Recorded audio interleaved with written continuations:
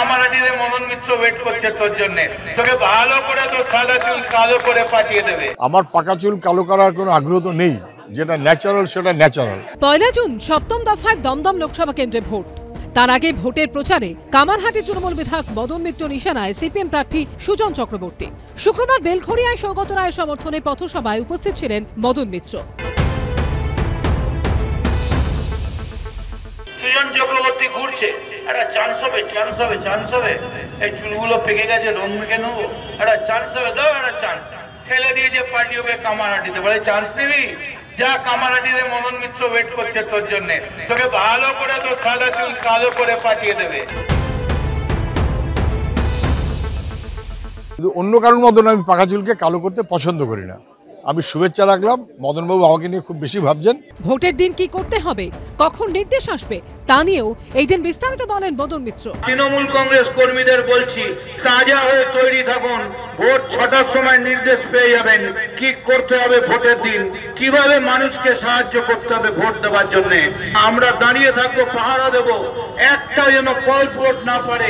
মদনবাবু বলেছেন ওর কর্মীরা 1 তারিখে বার্তা পৌঁছবে, ওরা 1 তারিখ কি করবে। ভালো, দাঁড়িয়ে থেকেই সবাই ভোট করান, যেন মানুষ সবাই ভোট দিতে পারে। নির্দেশ যাওয়ার বিষয়টা বেশি ইন্টারেস্টিং, কি নির্দেশ যায় এটা দেখার মতন।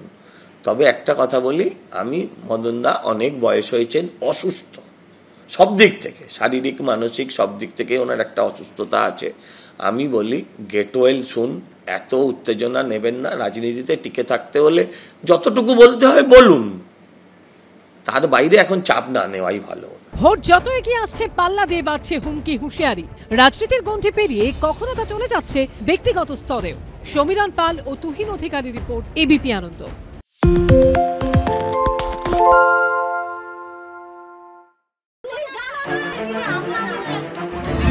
বাংলা চেঁচামেচি চায় না, বাংলা খবর চাই। বাংলা খবর, বাংলার খবর।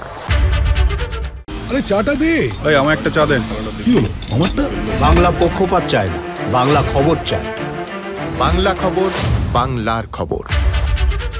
সত্য অন্তহীন, সত্যের খোঁজও তাই, সত্য সন্ধানে তাই আমরা অক্লান্ত, অকুতভয়। এবিপি আনন্দ নতুন ভাবনার প্রতীক, যা মনে মুক্ত, তথ্যে যুক্ত এবং যাবতীয় সীমানার বাঁধন থেকে মুক্ত।